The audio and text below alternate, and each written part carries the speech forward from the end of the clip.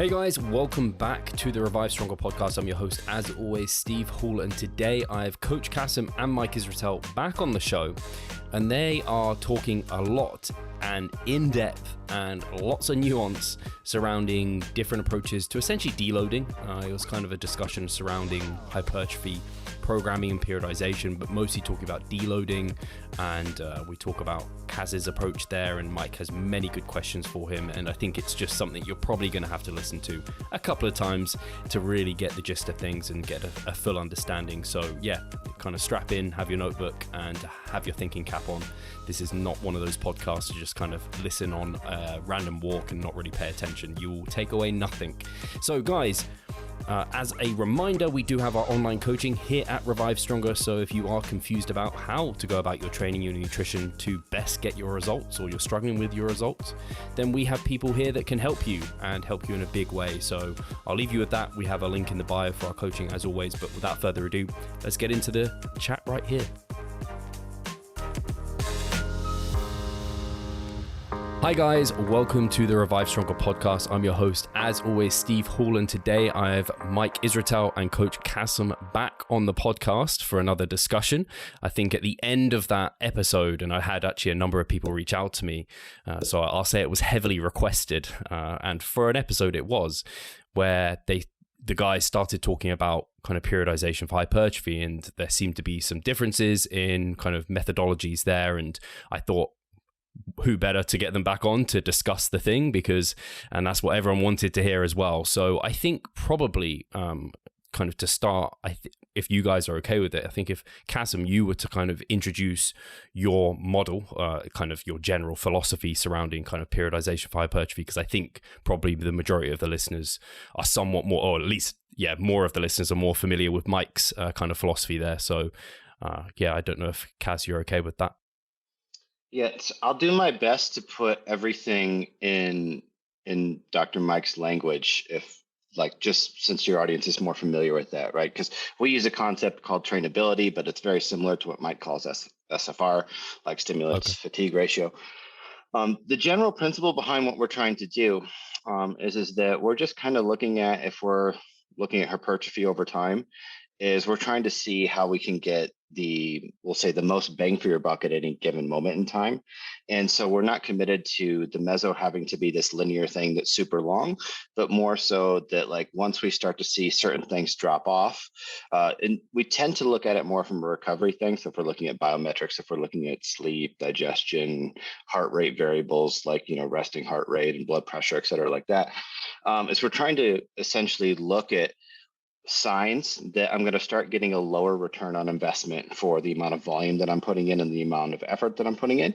And then what we do is we do kind of our version of a deload, which instead of just a drop in volume is kind of a shift in stimulus. And usually that shift is to bring up whatever we see as the bottleneck that's coming in on the recovery side. So if we look at somebody and whatever their meso is, it just looks like, man, their conditioning is dropping really fast. And we see that as maybe that's going to be something that is going to be the bottleneck to recovery, right? And that's going to start building up more and more fatigue over time. Is that when we do our deload, is that we're going to then take a run at that. We're going to switch over to training that would facilitate those type of adaptations. So the example I gave in the last podcast is what we'll typically do if we have somebody and they're focusing mostly on, a hypertrophy program that's built around maximizing the volume of mechanical tension and effective reps, or however you want to qualify that. Is that then we would jump out from that once we start to see that looks like things are starting to have a diminishing returns.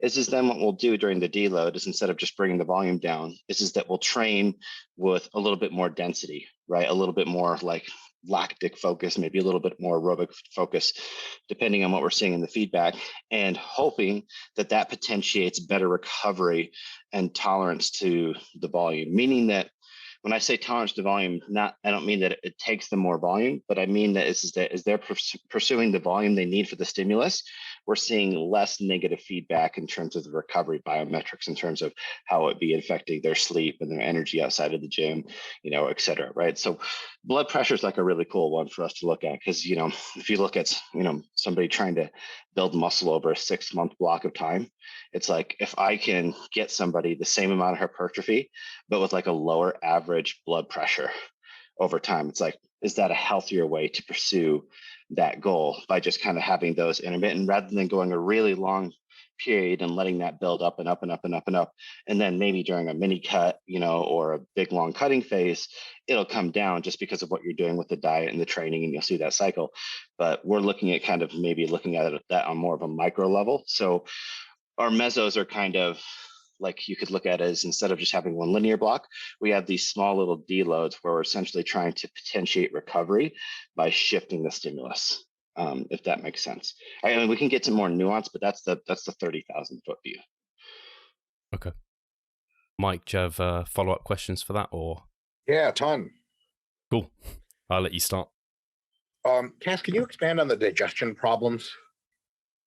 I mean, we track everything from, tracking your poo, how's that going, to how people are feeling like bloated after a meal, and also looking at how people are like postprandial energy and stuff like that. So the basis for this, Mike, like in terms of where we started coming up with the system, is I was doing these 6-month blocks of online training. And basically we had like all these people going through there, and we had very phase type training. And we were also doing an absurd amount of data tracking with that, in terms of weekly check-ins, and then having people monitor a whole bunch of things, everything from photos to morning heart rates to whatever monitors that we could get. So it was a combination of like, us trying to get as much observational data as we could, but also this big online program. And that's where we started to see that, like, okay, training certain ways seem to have different effects on digestion for certain individuals, and different effects on heart rate and stuff like that. Some of it intuitive, some of it not as intuitive.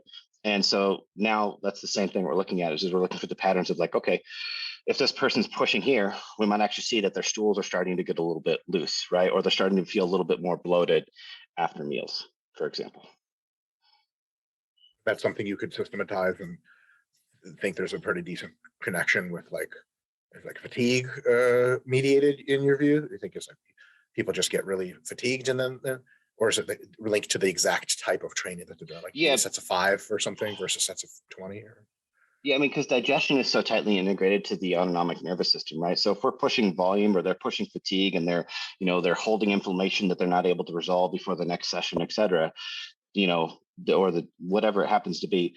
I mean, ANS there's so many different things that can affect it, but usually it's a combination of volume and intensity. And so it's like, well, okay, one of those would need to come down, and then we kind of look at not just the digestion, but what else is going on, right? Is their resting heart rate also elevated, right? Is their motivation to train also elevated, and stuff like that? And then we can get an idea of like, all right, should we just back off on the volume, or should we switch over to something a little bit more aerobic for a tiny bit or whatever, and then jump back in? Because what I would rather do, like the thought process is rather than dig in to weeks where you're getting a very small return on investment, I would rather address the problem before it really starts cutting into that, so that I can get back to training with a high ROI as soon as possible. That's the logic there. Yeah.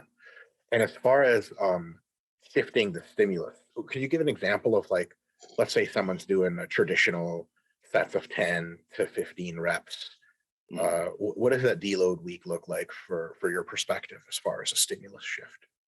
So when we're looking at a deload, what we're trying to do is we're trying to take away from the main stressor of that. So in the example that you gave, it's like, okay, so we're looking at, I'm guessing these are going to be linear sets, right? And we're taking them somewhere close to failure, plenty of rest in between, right? So then if we're looking at 10 to 15, then it might be like, well, why don't we, instead of doing these linear sets with, a ton of rest, why don't we go to more of like a density-based protocol? And the example I usually give, because a lot of people are familiar with it, is like the Vince Gironda 8x8, 30 seconds rest in between sets or whatever. So it's not a hypertrophy protocol. It's mostly a pump protocol, or you could look at it as like a AMPK driven type of a stimulus that you're shooting for, where it's just like there's enough mechanical tension to maintain muscle mass, but we're taxing the metabolic system more than we are accumulating a volume of mechanical tension. And so we're looking at, instead of having those linear sets with long rests that we would focus on for hypertrophy, we're looking at having a dense repeated bout of sets that is accumulating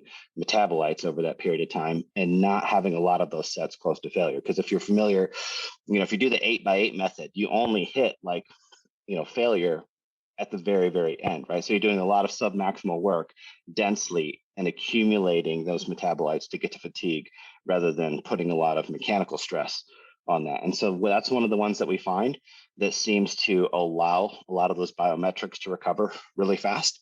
The other one that we'll do will simply be like, if you are doing high reps, is we might take you to a lower rep protocol, right?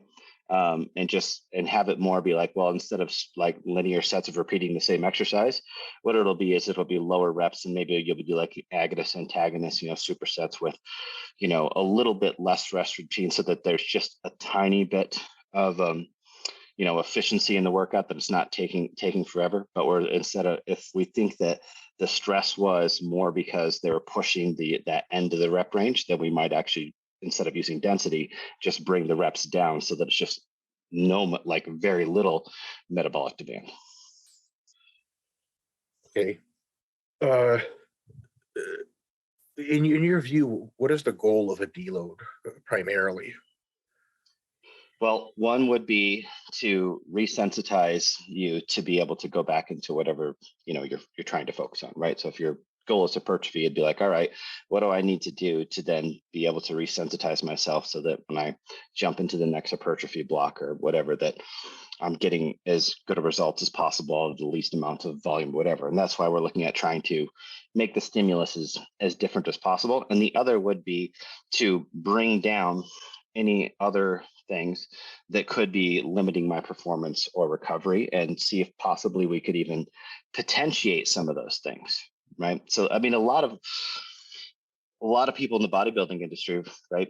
You've probably sat down with them or whatever, they walk across the room or whatever, they're out of breath, et cetera, whatever. It's like that can't be a good state of recovery when the other 23 hours of the day, somebody feels like crap and they feel very lethargic, versus like, okay, when I'm up and I'm amped to training, I can get it done. So it's like, that's probably going to make us run into, a fatigue situation where we'd have to deload sooner. So if during the deload, we can still resensitize while also getting some adaptations that are going to make our, maybe our aerobic capacity a little bit better, then we'll be able to push that next meso longer before that fatigue we'll say lack of recovery from just being poor systemically or aerobically conditioned starts to hit us. And then we have to, back off from training. So it seems to me, based on the stuff I know, that when we train folks to become very good at recovering from stimulus, and the most extreme version of these people is like high level endurance athletes, is that a lot of the systems that allow you to have really high work capacity actually desensitize you to muscle growth concomitantly. So for example, a lot of AMPK activity driven by endurance-like adaptations, higher volumes, shorter rests, hypocaloric condition actually falls under this as well. Mm-hmm. When you have a lot of that, you become really good at doing work. So like, for example, you can take endurance athletes who are relatively untrained in lifting, and you can do sets, 10 by 10, very close to failure in the squat. They almost don't get sore, and they need 3 seconds between each set. And I just do another one. Okay, fine. Mm-hmm. Yes, you're really, really in good shape to lift weights. The problem is that the regulating mechanisms like AMPK, for example, that are so upregulated in them, make them so good at doing these things, give lots of fuel availability to the cell, et cetera. They're also the ones that distinctly and directly inhibit anabolic processes, which is why almost always the people that have the highest work capacities are quite atrophied, and they're not very big. So to me, a concern would be if you're ramping up catabolic and sort of pro-endurance machinery that puts you in better shape to train during the deload week. 2 concerns is if that ramp up is significant, the amount of endurance-like work you need in order to get better endurance is typically quite a bit. It's kind of the hallmark of endurance work is that you need plenty of it to get the job done. There's like one set of 30 reps doesn't really give you much of anything. So that would probably seem, in my view, to risk adding lots of fatigue.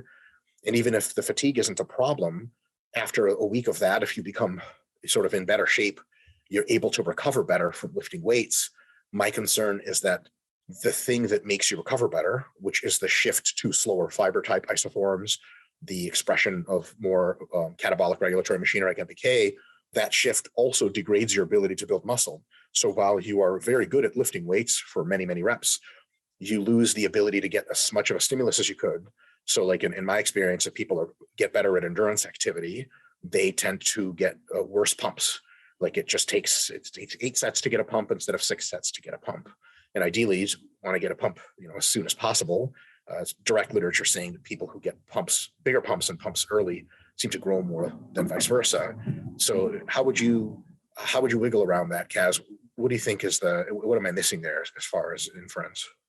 Well, I think magnitude and a lot of that being the accumulation of chronically doing those things, and also when you're in the state of those things. So we're not throwing people on a 1 or 2 week like density-based training protocol and then they're coming out endurance people. They're just sucking less at those things, right? Meaning that, think of it, instead of, we're not trying to create like this huge level of endurance in these hypertrophy athletes, but what we're trying to do is maintain a minimum competence so that it is not a limiter, right? We're just trying to reduce that thing from being a limiter in their performance and their recovery, right? So the magnitude to which we do this and the duration that we do this is much, much smaller. And then if you look at those things like, AMPK is, it's the anti to M-Tor. So you can look at it as like, well, it's catabolic in the moment that there's the energy demand, but it's also the switch that gets the fuel to come back in so that you can turn on the M-Tor sooner, right? And so the better you are at being able to turn that on and get the fuel in, then theoretically, it's like, well, the sooner I could carry over. But if I'm always doing things like I'm in a calorie deficit or I'm always doing the aerobic activities, no, you won't be anabolic then, and you won't be anabolic if, very often if you're doing those pursuits all the time, you will get better at the things that you're doing the majority of the time. But we're talking about taking people and not having them do extreme endurance activity. We're basically just having them do slightly more aerobically challenging resistance training to bring up their competence above a threshold so that, when they walk up the stairs and when they're digesting their food, that those things are not as stressful on their system, so that basically it's not enough to negatively impact what they're going to get from their stimulus or to increase what they have to do to get the stimulus, but it is enough that it's going to make it so that the rest of the day is basically a lower stress threshold for them, so that their recovery can be a little bit better, their sleep can be a little bit better, their digestion can be a little bit better, just their overall health. And doing this, I actually find that this is actually, if somebody's starting they're in a meso and they're like your proxies of having a good pump, for example, is that we find with this approach, this like acute approach, is that it actually, people come back and then they have better pumps, right? They actually get really good pumps on, like an IRM or, the incomplete rest Gironda type protocol. But then going back into their regular training, they carry in those improved pumps like better than they were prior to that shift in stimulus, because we've just given their body a little bit of a boost. And it's like, okay, now they're holding a little bit more glycogen because of what they had in the deload, right? And they're resensitized a little bit, right? And maybe they're managing the inflammation, the fatigue just a little bit better. So we actually find the opposite. Now, I imagine that if you took this and you're like, okay, we did these things and we did them for, 6 weeks, 8 weeks, 12 weeks, and then you switched over, then you would have that problem. And that also has to do with the fact that when you're just taking time away from weight training and higher intensity training, you're also changing the hemodynamics of the tissue, not just like, what's going on in terms of the fiber typing and switching over to more metabolically active muscle fiber types rather than the more anaerobic fiber types, but you're also changing like capillary density and stuff like that. And so when we weight train, we tend to have a high amount of force and pressure in the muscle relative to capillary density, which is why we can occlude that muscle and fatigue it very easy and get pumps very easy. For an endurance goal, that's not necessarily beneficial, right? You want to have high capillary density. So, but those things only change if you do that one activity and you do it chronically for a long time, that you shift there. But if you just jump out for a couple of weeks, it's not all of a sudden that you grow like 5 miles of capillaries in your quads, and now all of a sudden it's really hard for you to get good pumps in them just because you did a week or two of more dense style training. I gotcha. So, but could someone say, well, okay, so it's definitely not going to make you super endurance adapted if you do this for a week or 2 or 3 versus if you did this for 10 or 12 or 13 weeks. But could somebody say, well, it seems to me that if we do it just for a few weeks, we definitely get fewer of the supposed benefits than if we did it for a long time. But also, if we expect increased capillary density to actually make our training less effective, per unit rep, because the occlusion effect doesn't work as well. Endurance athletes need to train an inordinate amount to get any kind of hypertrophy. Wouldn't that 1 or 2 or 3 weeks of marginal increase in capillary density and these other factors, AMPK activation, et cetera, wouldn't we expect that to have a marginally negative effect on hypertrophy? Not huge effect, of course, like we'd see in endurance athletes after 10 or 12 weeks of training, but like maybe a marginally negative effect. So for example, like one of the very predictable ways to boost hypertrophy is to get someone to just stop training at the gym, and they become unbelievably sensitive to hypertrophy. Some of their fibers convert more into the fast twitch isoform.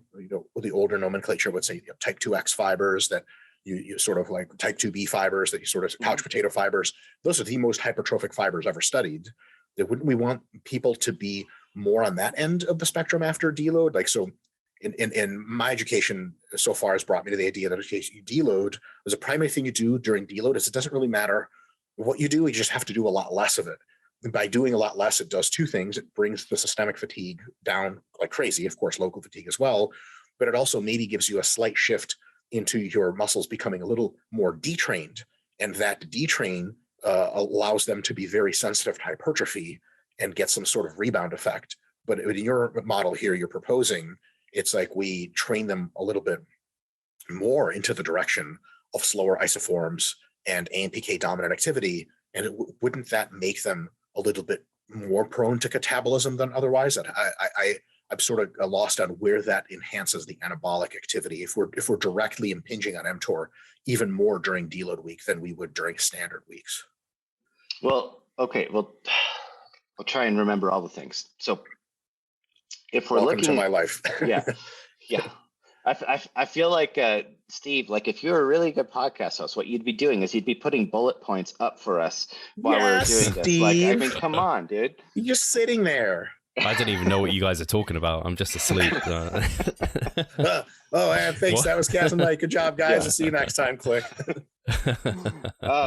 Okay, so if you look at it purely through the lens of just becoming more sensitive to hypertrophy training, then I'd say, yeah, do absolutely nothing. Like just go into a coma for 2 weeks or whatever it is, right? And it's like, sure, when you come out, you're gonna have the absolute lowest threshold, but that's only looking at it through the lens of just like, well, okay, how sensitive I am, right? But in terms of like the actual net hypertrophy we get, it's not just how sensitive we are to the stimulus, but it's also our ability to adapt to that stimulus. That means, okay, how well can I replenish the energy? How fast can I run protein synthesis? What's the magnitude that I can run it in, et cetera?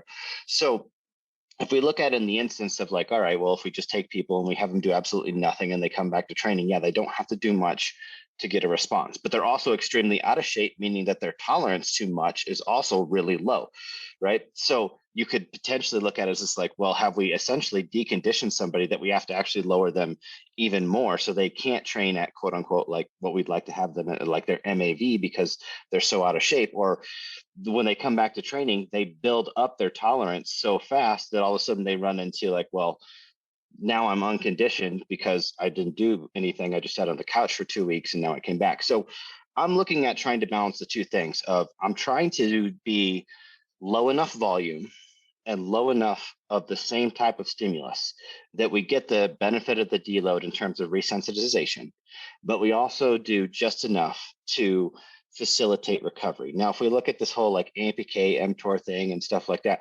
during the deload, right, you're not training a lot. So, I mean, you're not trying to like, keep M-Tor on all the time or whatever. And actually, if you try and keep M-Tor on all the time, it shuts off. So, I mean, AMPK, M-Tor, those things have to exist in balance. Like when you train, the entire time that you're training, M-Tor is shut off. Like it is all AMPK, that's the whole thing, right? And so having that system be better means that not only are you going to perform a little bit better, but you're also going to get to, well, hey, I can be doing the M-Tor thing sooner because I can be resynthesizing glycogen sooner. I can be pulling in more glucose from the blood sooner. So everything from blood sugar regulation to managing inflammation, et cetera, gets a little bit better, but I don't have to train to the point where all of a sudden I'm starting to switch fiber types because I'm getting tons of these mitochondrial adaptations and I'm just becoming this aerobic beast. But what I am doing is I'm getting just efficient enough metabolically that I can run protein synthesis a little bit faster, that I can, rebalance energy a little bit faster after a set, after a workout, that I can manage my blood sugar a little bit better, which is going to have just, benefits over time, right? My cardiorespiratory system, I'm not going to go out. I'm sure none of you guys have seen on our profiles of just like a bunch of 250-pound marathon runners, right? Like our meatheads that we train, they still suck at endurance activity. They just don't suck at life when it comes to those things. Like it's like, okay, we're just trying not to get to the point where people are like dysfunctionally deconditioned, even though if you look at just like, well, this should make it really easy for them to get hypertrophy. If that were the case, powerlifters would be getting the best hypertrophy because they're extremely deconditioned, right? They don't have a slow twitch fiber in their body at this point if they've been doing this for a long period of time, right? I mean, I know I'm being a little hyperbolic there, but that's okay. I get it. I think, what I'm trying to do is I'm trying to find that balance of getting the resensitization, but also doing what I can to make this as healthy of an experience as possible, but also trying to say, how can I potentiate the recovery so that when we go back to that meso, that when I put somebody on, one, they'll be resensitized, but also our potential for progressing through that meso is a little bit better than it would have been if we went into that meso in poor condition. Hey, Pascal here. I just quickly wanted to remind you of our online coaching service. At Revive Stronger, we put a huge emphasis on the personal aspect of our coaching. And if you want to take your physique and knowledge to the next level, hit the link in the description below. I gotcha. All right. One quick question, just to follow up with that directly. If we're training week on week on week and we're training hard and we're doing lots of sets of, anywhere between 5 and 30 repetitions, and let's say we even do the whole thing where, as we notice that we are exposing ourselves to volumes that are maybe not as challenging as they once were, that we increase the volume of work to make it more challenging, right? Like, you start out with 6 sets per workout, work up to 8, then 10, then, whatever, too much fatigue and you deload. That process of training, specifically for the task, and that process of training for quite some time, weeks and weeks, and that process of incrementally making the task more difficult, whether we add load or reps or sets, isn't that the process by which we get into the best possible shape for that task? So for example, if you said, hey, you got to be able to do 5 sets of leg press and get as little out of breath as possible, what I would do is I'd start with 3 or 4 sets and vomit between sets. And over the course of time, increase the load, increase the reps. A very specific task, 5 sets of leg press for each 10 reps with 500 pounds on the machine. And be as well recovered, have the lowest possible heart rate at the end of that experience. What I would do is I would work up from 500 to 550 over time, or 525. I'd work up from sets of 10 to sets of 12 to 14. And then I'd also work from 3 sets to all the way to 8 sets or something. At the very end of that process, let's just assume fatigue doesn't play any role for a moment, just the underlying fitness characteristics. I think I'd be in the best possible shape at that point, is super specific shape to be very ultra good at exactly what it is I'm doing. That's like literally this open shut book specificity principle. So to me, my question is, if we say, okay, there is potentially some mechanisms by which you get out of shape over the course of a mesocycle, my 2 candidates that come to mind for me instantly is 1, fatigue. You're actually in a really good shape. You're just tired as fucking beat to shit. And 2 is you're gaining weight the whole time. And when you gain weight, walking upstairs starts to blow dick because it's a higher percent of, et cetera, et cetera. Mm-hmm. And so to me is, if we take away the fatigue somehow, let's say through deload, and if we take away the fact that we've gained weight, which is kind of a given, like you're not going to lose the weight, you're not trying to lose the weight, you're trying to stay up there and stay nice and big and get bigger. If we take those 2 factors away, that whole mesocycle leading up to, the last session where you say, oh, we're really starting to get out of shape, aren't I in underlying qualities the best possible shape I'd be in for that task?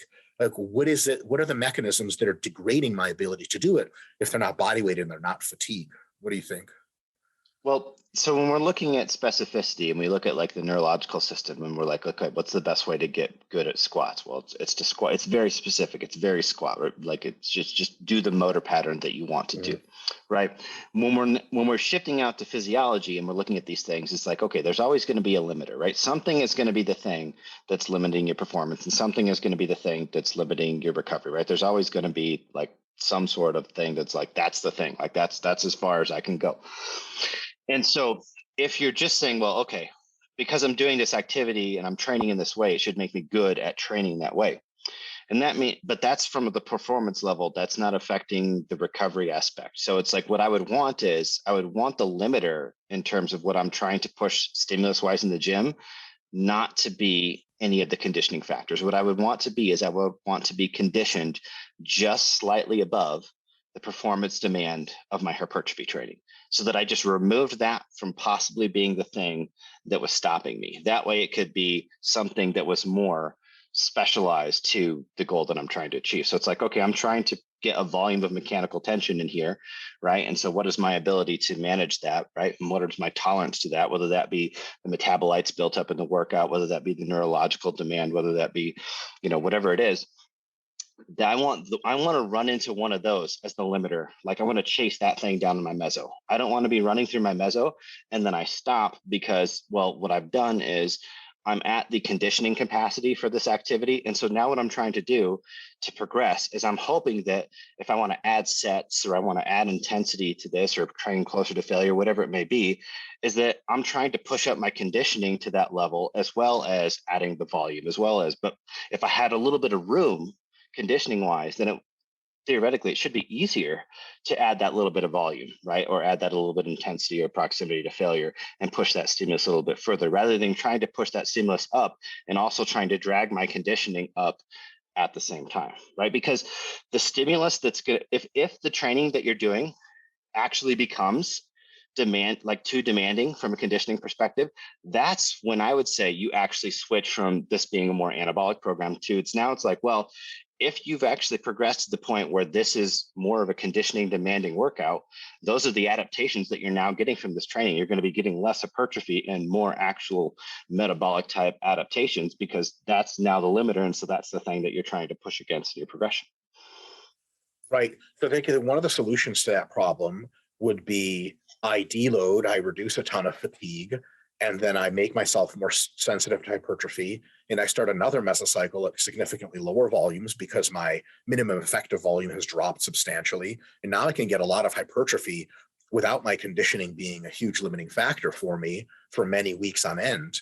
And that comes with, I'm not sure what downsides that comes with.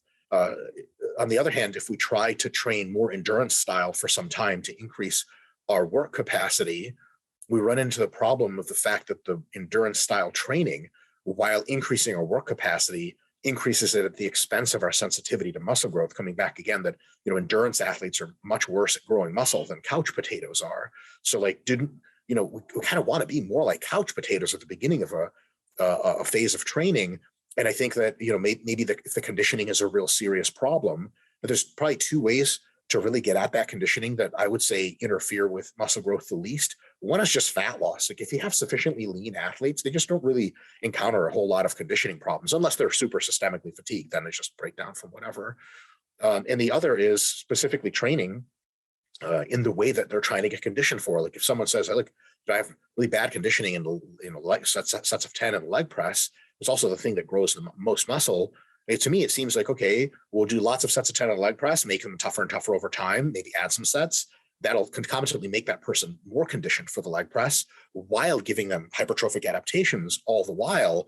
Whereas if you take a specific phase to work on conditioning at the expense of current hypertrophic adaptations, because when you're doing the AMPK stuff, it's probably not hoping for a lot of muscle growth. That's the central machinery is in reverse for muscle growth. And also it may set you up for some more limited muscle growth in a week or two after it, but you'll have really, really great conditioning. And the thing is, at the beginning of a mesocycle, your conditioning is almost never a limiting factor anyway. It only becomes a limiting factor when the volume of work rises to an insane ability. But by then, you've probably washed out most of your short-term conditioning adaptations anyway, and now you're back to just doing the work of the program and having that be your conditioning factor. So to me, it's like, if you take time to condition this way, you sure do accomplish your task if you're better at lifting weights and you don't gas out as much. But that comes, I think, at the expense of muscle growth currently in a deload, which nobody cares about. That's totally fine. But also maybe at the expense of muscle growth for the next few weeks. Do you think I'm misunderstanding that somehow? works maybe differently than I'm Let expressing. me ask you a couple questions before I respond to this one, right? So let's look at a year of time, right? Like how many weeks are you going to deload and how many weeks are you going to do some sort of deficit, you think, over a year? If like your goal is hypertrophy and your goal is to be as jacked but also not super fat, like, you know, shredded, let's say same type of body comp, you know, at the end of the year, how many weeks on average you think you're going to spend deloading and cutting?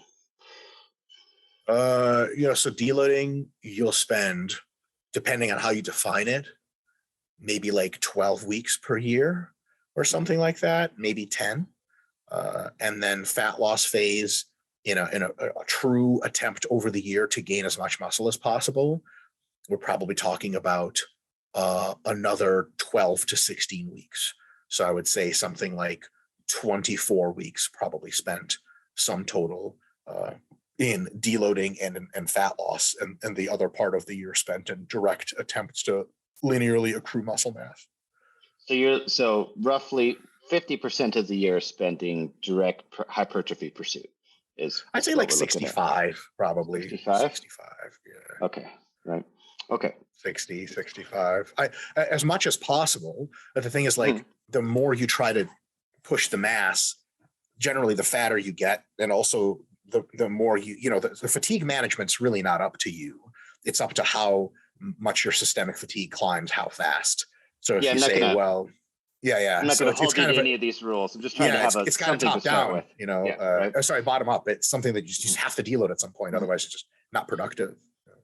So here would be my counter to some of those things. It's like, okay, if I take the weeks that you're just deloading versus the weeks that I'm doing our version of a deload, I would say, well, what we're doing is actually a little bit more, like those weeks are a little bit more hypertrophying than the weeks of just doing less, right? I would say what we're doing is slightly more effective than just doing less, definitely more than sitting on the couch, right? What do you mean effective? Like in signaling hypertrophic outcomes? Because I would say because we're not taking them so far into the endurance realm that you would get zero hypertrophy. They just wouldn't be very good hypertrophy programs, right? So like if you do especially, I mean, it depends on the level, right? If you throw a beginner person on a Vince Gironda type workout, I mean, they might still get jacked, even though like, okay, they're not resting long enough and whatever. Too, yeah, so. Exactly, right? So if we're looking at this, and I look at it across the different types or whatever, I'm like, okay, I think that opposed to doing nothing, if I could do something but still get just as resensitized to hypertrophy, to me, that's a win. If also it reduces the number of weeks that I have to spend on the fat loss side. So basically, if I'm stealing time away from needing to cut because I'm keeping my body fat just a little bit lower from, you know, doing these other weeks and ultimately keeping like my blood sugar regulation healthier and all that stuff, that's just going to make it easier to cut fat as well. It's like I look at that year and I'm like, I feel like I'm getting a little bit more efficient, because not only am I getting the effect of the deload, but I'm able to spend a few more weeks on dedicated hypertrophy. I'm able to do it with an average better health throughout the year, right? And the way that we're doing it, we don't see any negatives from the aerobic adaptations because we're doing them just slightly, you know, think of it as like they're just one step off of what you think about hypertrophy into the metabolic direction, right? They're not all the way onto the spectrum, unless somebody has like a dedicated cardiovascular thing, whatever, that we do have to get in. Well, it's not the primary goal. It's just a consequence that we're still accumulating enough mechanical tension volume during those that it's going to be something. It's just not, I mean, you know, how minuscule do we start trying to measure these hypertrophy measurements, right? Like it wouldn't be measurable. Like if you do this for 2 weeks and then you just, you know, if we do an MRI before and after that, you just in theory, I mean, affected. But in theory, yeah, you're definitely maintaining, but you should still be making some progress, right? Because you're still getting in a little bit of effort. You're still getting in fiber level mechanical tension, and you're likely getting some novelty from it being a different rep range, a different metabolic demand, likely a different exercise selection. So it's like you're getting a little bit of novelty novelty stimulus on that as well, right? But it's so low that from a genetic expression standpoint, you're still going to get resensitization because we're still going to see recalibration of the enzyme concentrations and stuff that are going to allow us to then go into that next hypertrophy meso and respond as if we had done just a, almost nothing deload. So to me, resensitization is an increase in the activity of M-Tor or sensitivity of M-Tor and a concomitant decrease in AMPK. So as you go through a training cycle, both AMPK and M-Tor expression increasing challenge increases M-Tor, increasing volume of work increases AMPK. And then at some point, AMPK starts to rise faster than M-Tor. And that's when you're essentially spinning your wheels for no purpose. So what I get you're saying here is like, we still get anabolic activity on the net balance, but we're also trying to push AMPK higher than normal and M-Tor lower than normal.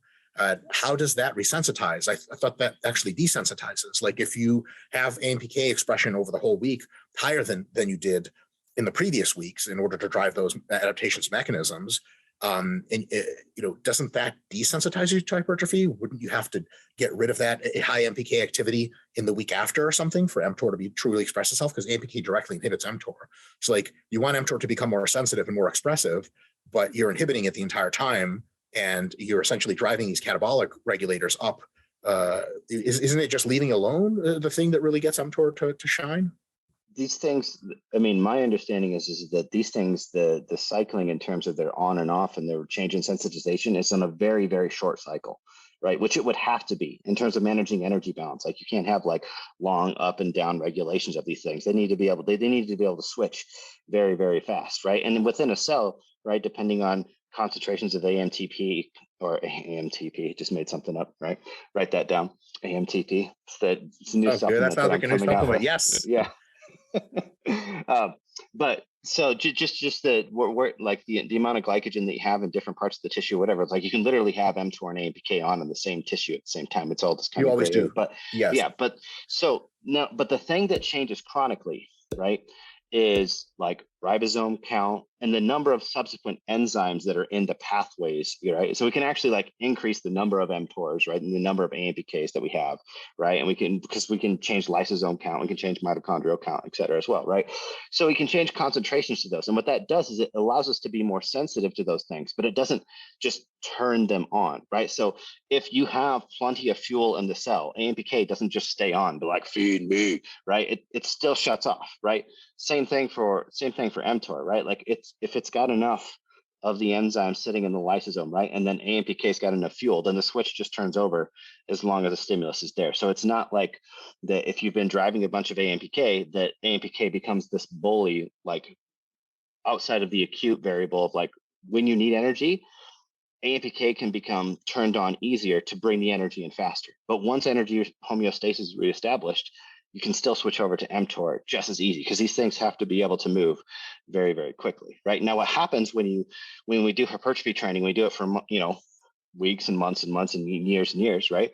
Is we accumulate a higher concentration of enzymes that support the ribosome. We accumulate more energy production in the endoplasmic reticulum. Like those are things that like stick around, and we'd have to like be, we'd have to stop training for a long time for those levels to really go down. And in fact, doing a little bit of training is going to keep them up more than doing no training. So if you're looking at like how much that would shift, doing nothing or doing close to nothing would actually result you into having less, like you would, when we look at resensitization, you could say that like, well, doing nothing would make it so that you could turn on the mTOR easier than if you were still doing something. But it would also mean that you'd likely have fewer mTOR and fewer ribosomes. So the actual net hypertrophy that you could do would be less if you were like completely deconditioned. It's more. We already know it's more from direct literature. Like people who don't train for a while grow much faster after they've not been training for a while than people who have been training in endurance. They grow very slowly, quite poorly actually. So yeah, but that's not a fair comparison because that's people that haven't been training for a while versus people that have chronically been doing endurance training. That's not people Wouldn't that just be like a microcosm of what we see with 1 week? It just expanded. It's like if someone detrained for a week versus someone did more endurance type work for a week, wouldn't we expect the person who detrained for a week to just marginally experience more rebound hypertrophy than the person who trained in endurance for a week? I don't think you can draw that conclusion. And we're also talking about different magnitudes of aerobic activity, right? Because we're not talking about dropping weights completely and just switching over and having people do, 2 hours on the Stairmaster or whatever. We're just having people lift weights a little faster. Sure. So is there a reason to think that relationship completely flips? So I'm saying is like, in the grand scheme, for a longer periods of time, multiple weeks, not training much or training much less makes you more sensitive to hypertrophy. Training more or training to sort of activate endurance type of adaptations makes you less sensitive to hypertrophy. Yeah. And now what I'm saying is if we shrink that down to just a week, very, very tiny, almost indiscernible differences, but on paper and theory, like the detrained or downtrained group would still be marginally more sensitive by a smidge than the group that trained, with all the AMPK stuff. Is there a reason to believe that if just exposed for 1 week at a time or in some special way, that the AMPK group somehow nets an advantage in hypertrophic sensitivity to the detrained group? Well, one, you have the overlapping benefit of that you are just taking time away from the weight training thing, right? So in this instance, it's not an and or, we're kind of layering these two things on top of each other, right? So you can't compare it, right? So it's just like, okay, well, I'm deloading, but I'm also changing the way I'm training. So I can't compare that to just deloading or just training in the aerobic way, in the way that we see that in the literature, right? The other thing is that I don't think that the physiology moves linear, because you have this, like, okay, you have all these adaptations for hypertrophy that don't just like snap off like the second that you stop training, right? So our body doesn't want to make a big change just because like if I do something today, it doesn't want to forget about everything that I've done the last like 6 weeks based off of today. So I think it's more of a, kind of a logarithmic type curve of, our current adaptations have a certain period of time before they're going to start to decline, right? And then it'll be a sharp decline, whatever. And same thing for other things coming up, right? So there's a lot of things in there that would make me say, like, that's not what I've seen in practice. And I also don't think that would correlate to what we see in the literature, just because it's, instead of two separate things, they're layered and the time scale is so different. And I don't think the physiology moves so linearly that we could look at something that was over a long time course and apply it to just what would happen over the course of the week. The other thing to consider there is that, we take time completely off and we become deconditioned. We're really good at hypertrophy, right? But also, like, what is the net of that, right? Because it's like, well, let's just say that, you got injured, right? And you couldn't train the way that you train. Would you do absolutely nothing for 6 weeks, or would you do something to maintain some sort of conditioning, right? And same answer, what if it was 10 weeks? What if it was 12 weeks? Because like, how long does it have to be where doing nothing all of a sudden becomes worse than like doing something that would be, just keeping you in shape, but not necessarily good for hypertrophy, right? So it's like, okay, I maybe not be as sensitive, but if I don't think the best strategy for hypertrophy is just like, well, I'm just going to take 2 months and not sit on the couch, right? I think that would have more of a negative effect, right? Yeah. I think the deloading, the central idea with deloading as far as training volume is to do the smallest amount of volume you can do to like not lose muscle size. Mm-hmm. And the idea behind deloading secondarily is we're not actually trying to drive any adaptations. We're doing the opposite of driving adaptations, trying to give the body a break from driving adaptations entirely, because driving adaptations technically raises fatigue. So if there's a fatigue-free way of driving adaptations, I'd sure love to know about it. If it comes in a needle, I already know about it. That's not fatigue-free either. Yikes. Yeah. So in any case, I think that the idea behind deloading is to do as little as possible and not really activate AMPK much, because it's already super active and super sensitive and ready to turn you into more of an endurance machine, sort of let it cool down, and actually as well activate M-Tor as little as possible, as just enough to keep your muscle mass so that it also cools down. So basically have like M-Tor and AMPK are super overactive towards the end and AMPK actually predominates. But then maybe you activate M-Tor just a tiny bit just to keep your muscle, activate AMPK as little as possible, actually less, so that way the net effect is that M-Tor predominates as far as average set of 10. M-Tor is now going to be a little bit more sensitive to the AMPK coming back the week after. And then we'll really get into, building back up, increasing volume. As you increase tons of volume and intensity, effort, et cetera, AMPK and M-Tor start, get really, really crazy high activity again. AMPK starts to get higher because the volume of work goes up. It inhibits M-Tor. M-Tor starts to shrink. AMPK comes back up. So we get back into a deload. We want M-Tor just a little bit stimulated so that we keep our muscle. So it also cools down. but it's actually sufficiently cooled down at that point anyway from all the AMPK exposure. But we definitely want AMPK to really come down in exposure, stop being a net catabolic regulator, and start being something that it's just allocating energy sort of behind the scenes, more of its function in that way. Because essentially, like as you train a lot, multiple sets of 10 to 20, et cetera, you become more endurance-like at the end of a mesocycle than at the beginning. And that means you're less sensitive to hypertrophy than you ideally be or want to be. And then also, because you have to do more and more and more to keep chasing that little bit of M-Tor that's left over, then you're in a position where you have to impose a lot more fatigue in order to get the same thing. And as you and I both agree, that's not a sustainable course of events. But in my perspective is, during the deload, you just do the minimum possible to keep your muscle mass, and you just do nothing else on top of that as much as you can. Just leave everything alone, because there's some active rest is good. There's a component of you still going to the gym, still training a little bit. But if you can do that as little as leaves the muscle alone and keeps you relatively conditioned to come back in the gym and not totally fuck up, right? That in my view is probably what you should be doing there.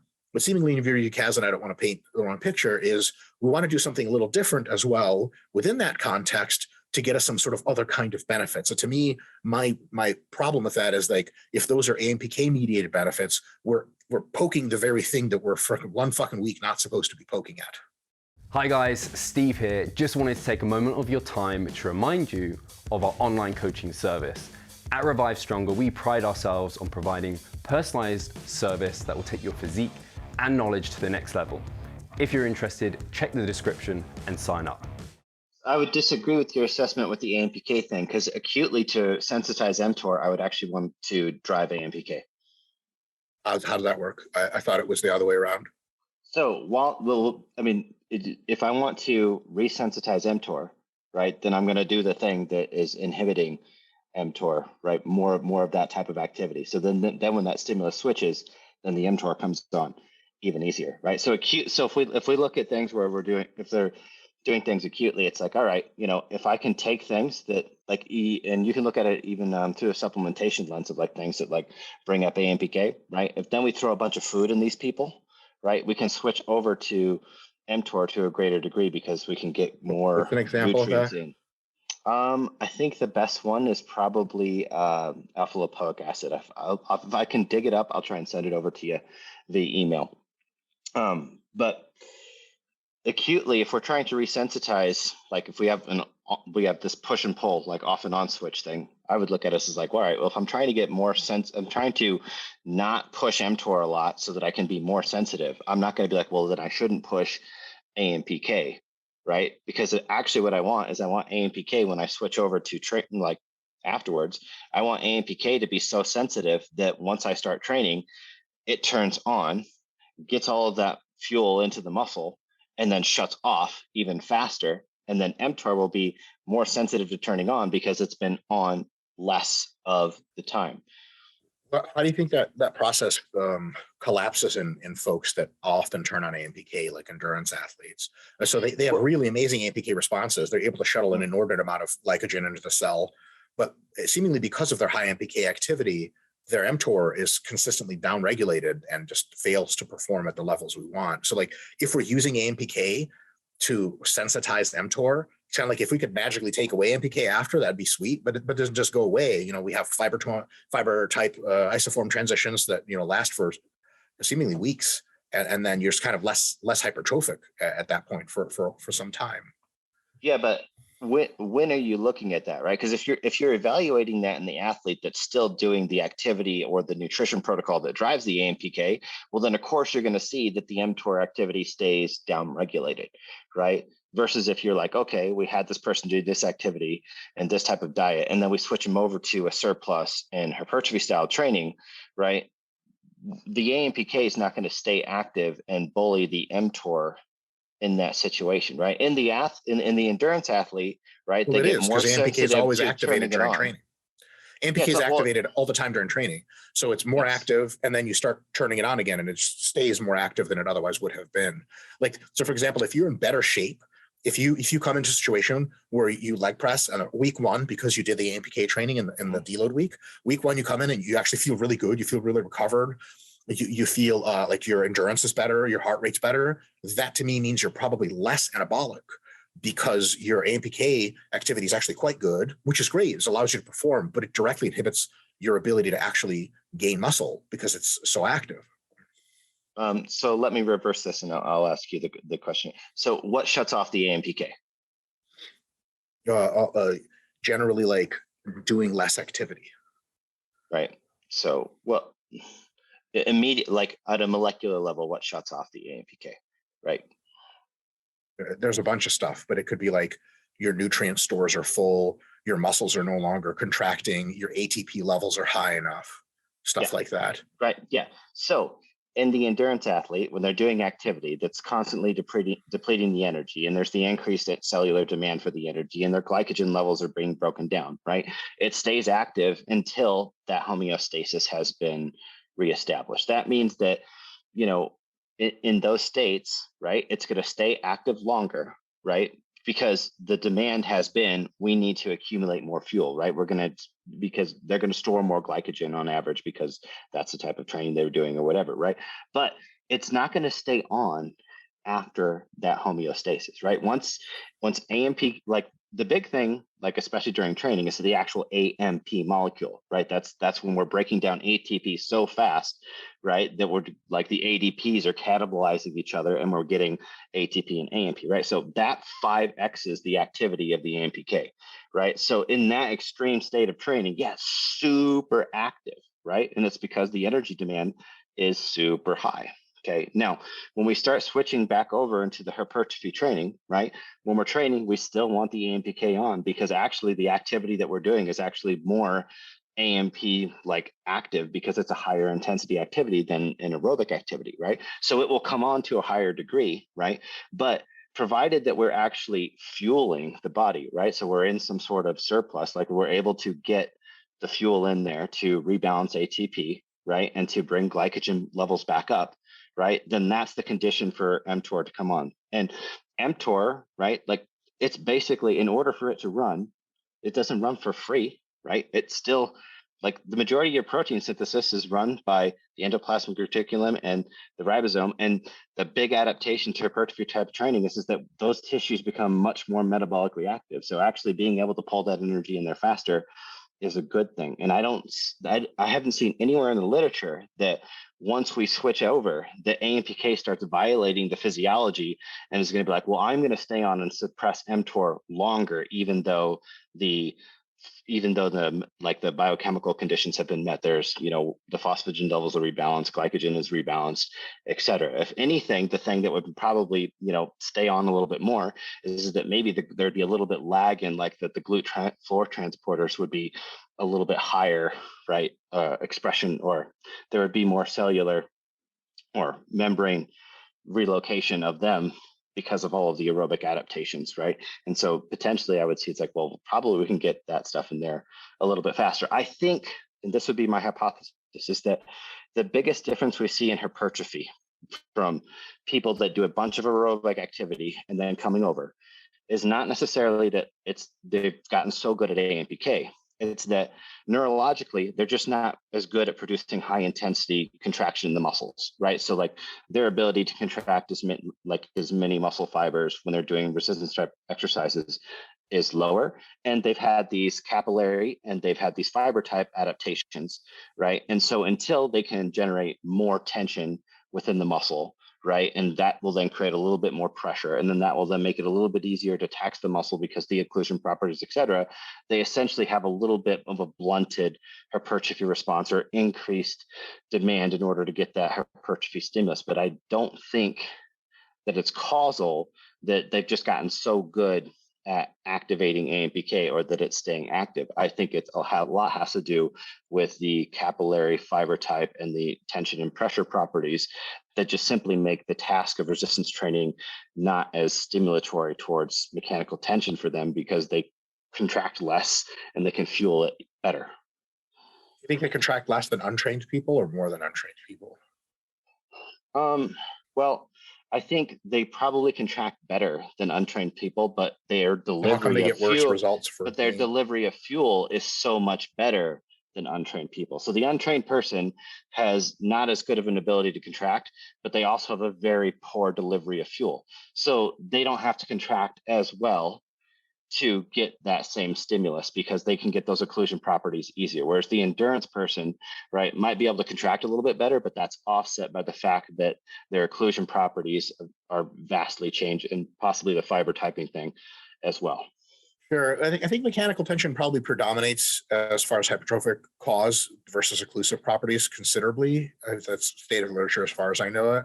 So like if they're better at contracting their muscles than untrained people, they get less of an occlusive effect.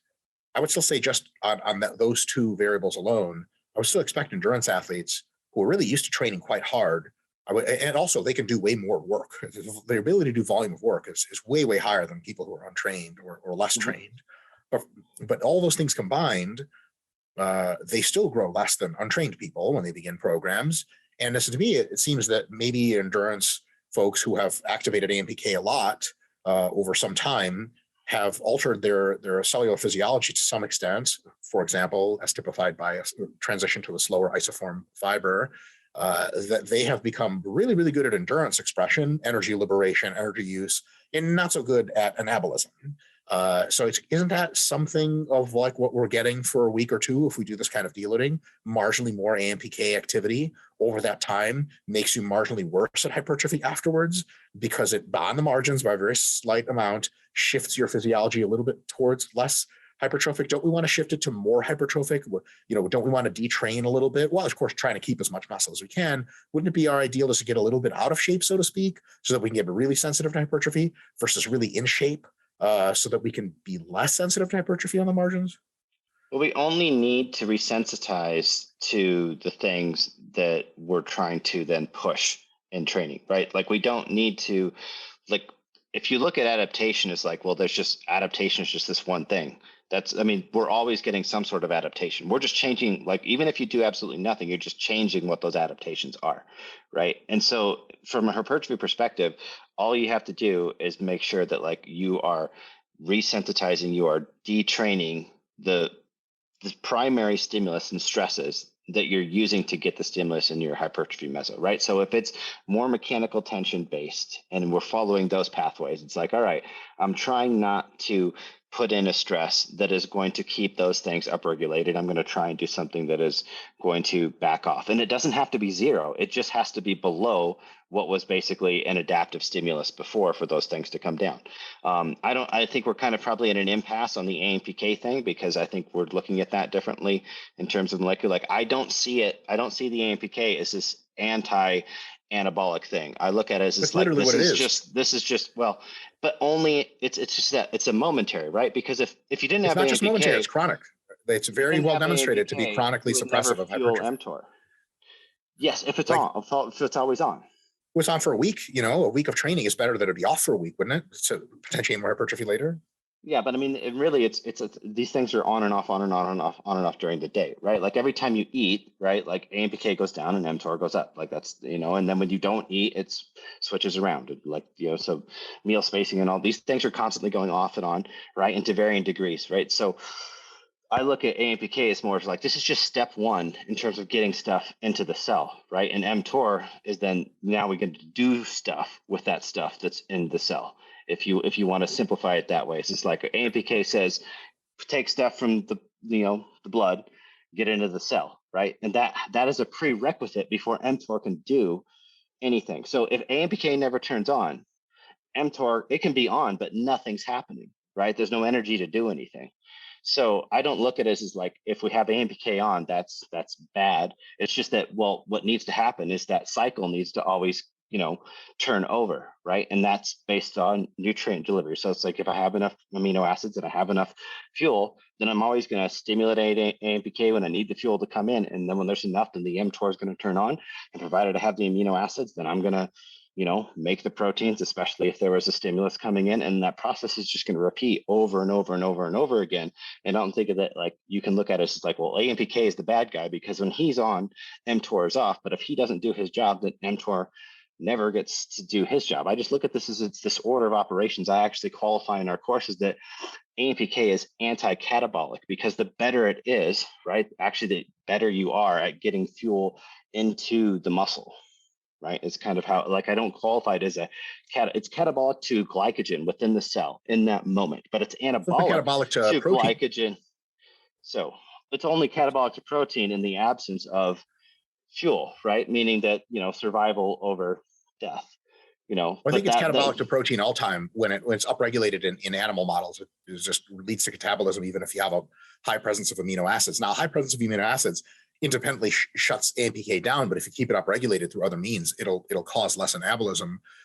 One quick question for you, Kaz. I'm probably getting close to the time. So you've been sort of inferring recently that the AMPK and M-Tor elevations and reductions are transient in nature. So if they're transient, what is the benefit of having an AMPK dominant deload if we're not going to get anything on the other end of that? Like, it's just up and down. We're ostensibly the same the week after. Why bother? Well, so the other thing that kicks off with these is that, like, if you push one of these hard enough and you push it long enough, right? So the same thing with M-Tor, right? Is the magnitude and the length of time that these things are elevated, then there are different genetic cascades that kick off after that, right? So that's where you're looking at, like, okay, am I now improving and changing the, at a genetic level, like how many GLUT4 transporters that I'm going to have in the cell, right? How much glycogen synthase that I'm going to have in the cell. So what we're hoping to do then is say, okay, when we start our next meso, we're going to be in a position to get glucose into the muscle better. We're going to be in a position to store a little bit more glycogen than we were before, right? And then maybe we're also going to have a little bit higher tolerance to some of the oxidative stress in training, right? So that, like, okay, now we can, and it's like, obviously it's not the same as like buffering oxidative stress, but just being slightly a little bit less shitty at throwing electrons to the mitochondria. That then puts me in a, oxidative stress hypertrophic, Kaz? Well, it is, right? So, but the thing why is, would we want to reduce it? It's not necessarily that you want to reduce it. You just want to make it more manageable, right? Meaning that, like, the devil's always in the dose, right? So if your mitochondria are becoming too inefficient, right, then you're getting too much oxidative stress and you're getting poor energy production, right? And then that can be more inflammatory than needed for the same amount of stimulus that you would otherwise be getting, right? So you want, like, and when it comes to, like, managing oxidative stress and stuff like that, it's like you're never going to eliminate it, right? What you just don't want to do is you don't want to make a disproportionate amount to the amount of stimulus that you're driving, because that's just basically eating into your recovery, so to speak, right? Because you're just going to get more inflammation and a delayed response, or delayed anabolic response to it, right? So again, I'm not talking about turning people into endurance athletes. I'm just talking about having them not suck metabolically, right? So, and if you're in your view, that doesn't come at a cost of hypertrophy. In what I've seen, it's actually the opposite. We actually get better results over time this way, right? And that's what I looked at, because I did 7 rounds of that 6 months like protocol, and we tweaked it different ways, et cetera, and stuff. And that was the thing that, like, we really saw is like, okay, if we look at this over a larger period of time, taking this approach seemed to be just a win, and definitely I would say even more of a win for natural people. They just seem to be more susceptible to, anything that would, inhibit their recovery, right? It just seems to affect them a little bit more, right? So if you're tracking biometrics, and we were looking, because we would always have a mix of, natural and not natural people, it's that the people that had a little bit of assistance, they could push through some, what we would say is like negative biometric feedback coming back in a little bit more, a little bit longer, and they would still make progress in terms of their, progressive overload, in terms of their photos and stuff like that, a little bit longer. Whereas the people that didn't have that, it's just like, as soon as those started to kick in, then we would see that also play out in terms of their training performance and all of the, subjective feedback and stuff as well, a little bit sooner. There's just a little bit less tolerance to it, which makes sense, right? Because their physiology is changing organically in response to those stresses, where somebody else is like, well, this may have been a position where normally my natural testosterone might be, dropping and stuff, but that's not going to happen if, I don't have to. I'm not limited by that. I've made natural testosterone in years. Yeah. It's not a direct quote from me. That's me paraphrasing. Anyway, all right. I have one question if we have time, just very quickly. Mhm. Just because I know Kaz mentioned potentially being more efficient due to, I think, less time potentially dieting. And you mentioned that it potentially keep you leaner. I just had then the question of what do you do with nutrition during that period of time? I didn't want to make any assumptions. Yeah, I mean, I'm trying to take what we do and lump it all in one thing, but really Yeah. there's a variety of ways that we do this, because essentially what we'll have is I'll put it into three categories. It's like we have one deload where it's a systemic deload, meaning it's like, all right, we're taking somebody, and then what we're doing is we're putting them into, like, we'll call it a systemic phase, where the goal is actually to systemically condition them. And then we might have one that's more of what we call an AMPK phase, where we're focusing more on the local conditioning, and that would be the Dunster-Ronda, like 8x8 or incomplete rest method. And then when we have a neuro deload, that's where it's like, all right, we might be taking somebody and then we're going to put them on like a lower rep, like we're basically decreasing metabolic, work. And so when I look at Mike's training, Mike, you train in like a variety of rep ranges. Like you might have some sets that are relatively high reps and some sets that are relatively low reps. We tend to be a little bit more constrained, meaning that likely in between these, like if somebody's training high reps, it's like the majority of their sets are all high. They're not like some high, some low, or somebody's like doing more of a low. Yeah, I used to do that all the time. Everything's under or whatever. So when we're doing this, then it's very easy to say like, well, okay, if they were doing this one, then what we're going to do is we're going to step away from that stimulus. We're going to do the thing that's very deviated from that. And then so from a nutrition perspective, then it becomes like, okay, well, if this person is, we'll say that they're very deconditioned in terms of a metabolic standpoint, and I want to push more of that, well, then I'm not going to pull their calories back too much. I'm probably going to keep them at least at maintenance, right? So that basically we're not doing a deficit and trying to do a conditioning type protocol, right? But if they're fairly conditioned and they don't have to push that very much, and my goal is actually to like let a little bit of body fat come off of this or whatever, then I'm like, all right, we're going to put this amount of training in here. That'll be enough to keep the muscle mass, get a tiny bit of, conditioning adaptations, but also peel off a bit of body fat at the same time. So that it kind of depends on what we're trying to accomplish during that. And the more we're trying to actually push something with the training, the more we're going to be close to maintenance nutrition. And the more we're trying to do just a little bit of a body comp, more of just a straight deload, then the more we might bring it into a little bit of deficit. And there also might be times where we're hoping for a super compensation and we might actually keep them in a surplus, right? Like if we've just finished and it's like we're doing more close to the traditional deload, right? It might be. And a lot of times in that case, sometimes it's like, well, you're going to keep them on the same diet and we're just going to bring the training volume down. And so the surplus comes from just the reduction in training, just to make it easier on the client, Okay, cool. I don't know if Mike, you have any more questions. I know we're over time already. Good. So yeah, no, I'm good. Certainly no more questions given the allotted time. Yeah. Cool. Yeah, I mean, guys, I was obviously listening and taking it all in. Probably have to re-listen to this to try and take it all in again. I'm sure the listeners will be the same. As always, very interesting to hear your back and forths. And it was nice, at least, I think, just as I would give this to the listeners, you both had the same definition of a deload. So I think the kind of differences between the methods can't be too extreme. If you're both seeing that fatigue reduction and setting up that next mesocycle, you can't be doing anything too absurd, which I think is a good thing and a good take home for people. I don't know if either of you have any closing comments you want to make. Otherwise, we can kind of leave it there. One thing I will add is that we still do just the traditional deload too. Like that's still something we do. It's just that we also like when we think that we can get two birds with one stone, then it's like, hey, if that can get us more over the course of time, we do it. But there are definitely times and situations where we just do the deload is just less, right? So because especially if the training that they've been doing is like more broad, meaning they've been doing some heavy stuff, and so it's like it doesn't give us a place to go with the training where we could be getting a drastically different stimulus, then it's like, well, the only thing that we can do is just bring the volume, all the way down. And so that'll be, then we'll do the deload just like Mike does it. Cool. Guys, thank you so much. And thank you everyone for listening. I'll make sure to link these guys up, all their social media and everything. If you're not already following them, definitely do.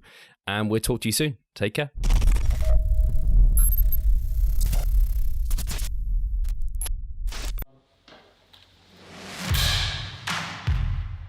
So I'm Steve Hall, founder of Revive Stronger and a coach of Revive Stronger. My name is Pascal Flor. I'm the co-owner of Revive Stronger and also a coach, of course. Revive Stronger has probably been going solidly for 3 years, roughly about 3 years. Revive Stronger, to me, it is becoming kind of my child, my foster child. It's the gathering and getting together of like-minded people. We've been expanding the coaching team, which is helping us help more people, but each coach can only help a certain number of people. Right now, it's all over the place. We have YouTube, we have Facebook, we have Instagram, but there isn't that community aspect behind that.